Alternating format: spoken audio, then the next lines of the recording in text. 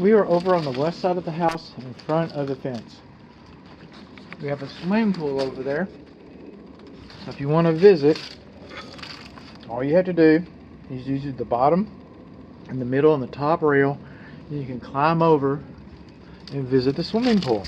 We don't need the owners. We don't need permission. This is a brick and wooden exterior, and we are missing one of our vertical trim boards right here where the siding has gotten, compromised, rotting if you will. The nails no longer held the trim board in place, or it was in bad shape, and it was easier just to take the trim board off and paint it and leave it like that. And take that one off and that one off, and we just left one trim board. I'm not sure what happened. Brick is a very good building material. This home can burn down. It has aluminum wiring, by the way. This home can burn down, and you can reuse the brick and build another home. It's a very good insulator. Okay. But one thing about brick is it's porous. So we've installed weep holes around the foundation perimeter. Okay. There should be a drainage barrier behind the brick. That's the way we build these houses. There should be a drainage barrier behind the brick. And most of the time, the only thing that's going to come out of these weep holes is vapor, and you won't see a thing. But if you have an event, I've seen water come out the weep holes before. It will come out the weep holes. I hope you don't see it. Now, in the meantime, I talk about brick being porous. This brick has been painted, and that sealed it up quite some bit.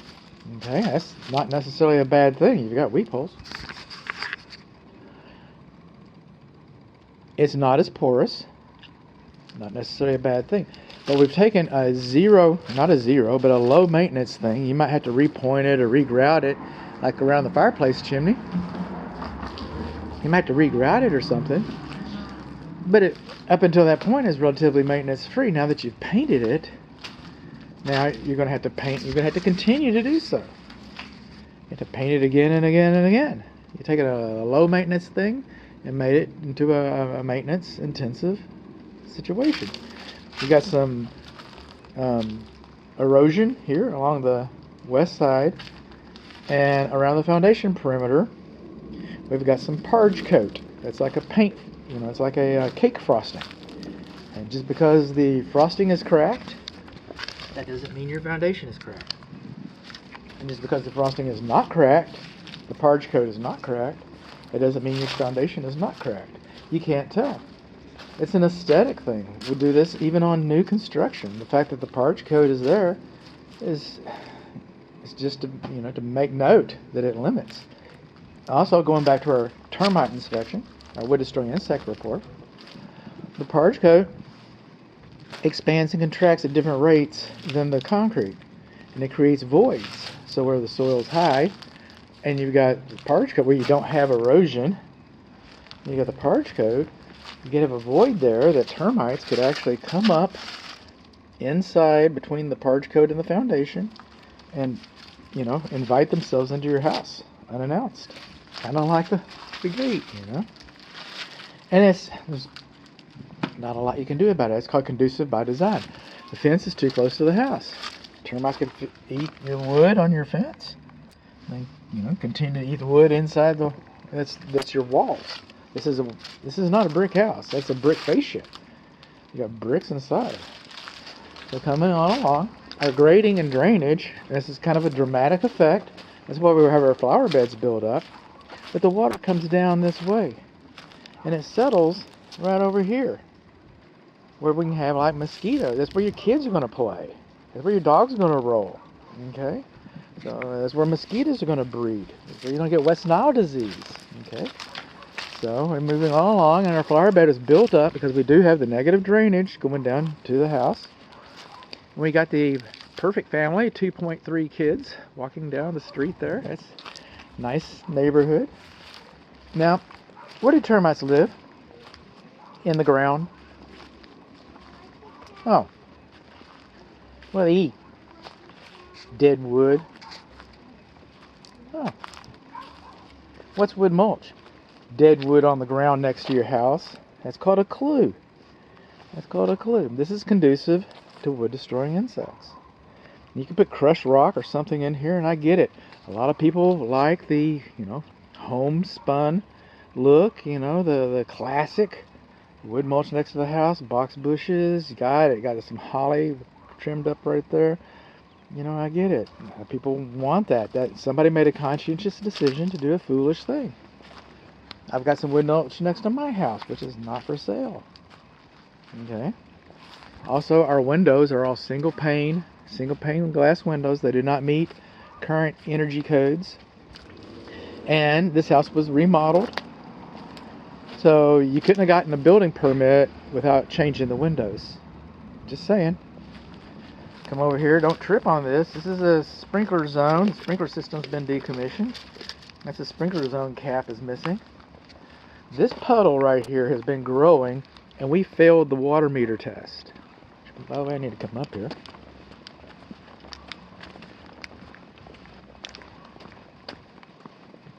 Soon, when you see the water meter test video, I could not find the sewer cleanouts, and I was suspecting that they went to the back. But why would they go back when we have the main? This is the main lateral for the neighborhood. This is the municipality, so that is a cleanout for this drain that goes down the street. So the sewer drain, it would be reasonable to assume that your sewer drain comes this way. Okay, I can't walk through this anymore. This is actually growing, and we failed the water meter test. So, I think we have a leak here too. I'm very suspicious. The possibilities. Okay, so let's go on around here. And we got siding around the front porch. Our exterior light fixture should be sealed. Our doorbell does not work. Then we have the this is really nice. This is a in-use cover. Okay, GFCI protected, are you? That's what you're advertising. GFCI protected, man, that's perfect. And it's got a little rubber gasket behind it, but this guy doesn't have a rubber gasket behind him. So he should be sealed to help prevent moisture infiltration. And then this siding has rotted, okay? And they covered it over with a board. And so now they got the same problem as before. This siding was too close to the flatwork. Capillary action drew moisture up and into the wood rot and caused wood rot along the edge, and then they covered it up with more wood. And the more wood they used to cover it up, they put it right down again on the ground so that this water can wick up into this wood, and the same thing will happen to this wood is what happened to that wood. And I'll show you an example here shortly. We walk around the lake. It was a pond.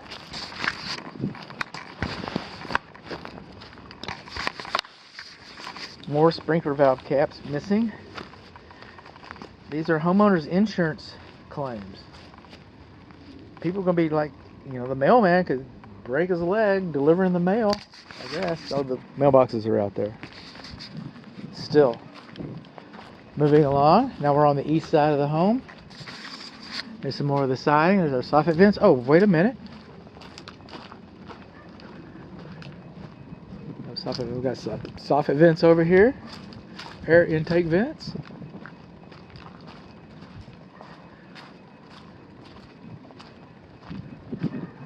That's not a soffit vent. That was a mouse hole. That was a mouse hole that was covered up there. I thought I remembered something else. But that's good enough. Face ID, picture, zoom. That's our method right there. Catch me while you can. And this siding, remember I was talking about the siding around the front portico? Little front porch entry. Well, it was too close to the roof covering too. And when that rotted, or the mice were getting in, or the rats were getting in, so they just put a metal flashing there, which is good enough. Good enough. So now you should have kick out flashing right there. You should have kick out flashing right there where the vertical wall meets, but you're not going to be able to get it up in there. So no solution, no problem. But now we got our faux beams that are coming out the front. And look at this. Okay. Is that gonna rot? I don't know. I'll have to take a Hail Mary, come back and take some more pictures. I can't put my ladder up there. I'll sink down to my ankles. So we're missing cap flashing on the ends of our faux beams coming out. We're moving on around. Now it's starting to go downhill. That's fine. Remember, this is the edge. It's kind of high. I turned some cable off. This is stair-step cracks. Okay, we've had some brick movement. Stair-step cracks. Stair-step cracks. Been repaired and painted so that you can't see it. Where else we got that?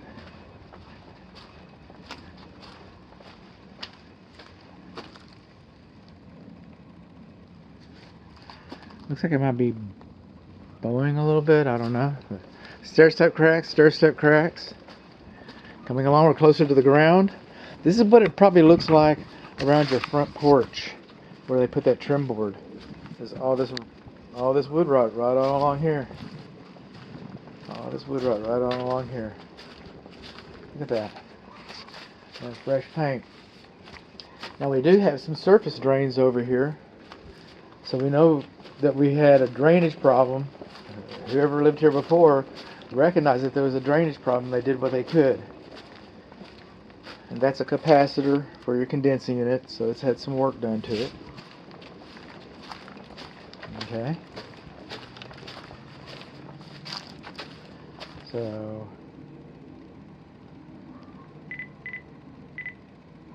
surface drains along east side of garage. Wood rot along east side of garage.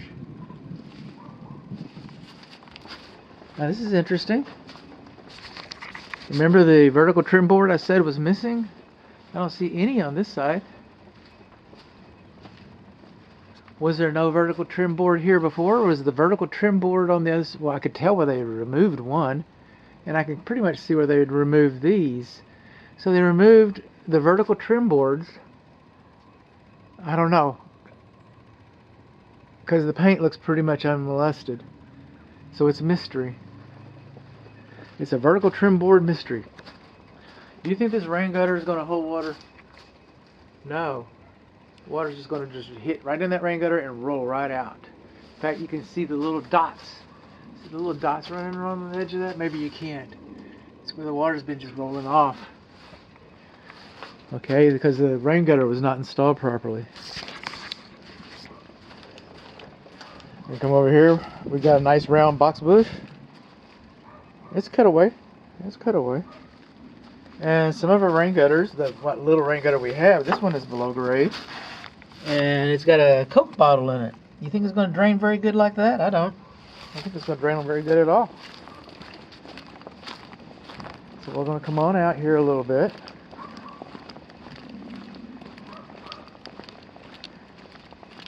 If the retaining wall is twice its length away from the house, it's twice its length, twice its height away from the house or the swimming pool, in theory, it should have no immediate effect. Okay, it should have no immediate effect on the performance of the swimming pool or the house. Okay, and therefore is beyond the scope of this inspection. But it looks like it's holding up pretty good. And fences, again, are beyond the scope of this inspection, except as they relate like to the swimming pool being installed inside out. But this cap is missing. That means water can go inside the cap, collect down here. See all the rust around the base of it? It collects in there and just sits. And it's starting to rot and corrode the pipe. That's what it's doing. You know what this is? That's a crack, okay? And that's a crack. Look at that. It sure is. This is the main drain. Alright, this is the main drain for the swimming pool backwash. Well, this one's corroding and it has a cap. What do I know? What do I know? This is cracked. This is the valve. This is the main drain for the backwash for the swimming pool equipment. And by today's standards, this would be illegal. Okay, it should go into the utilities, it should go into the public sewer system. Yesterday's standards, that was allowed.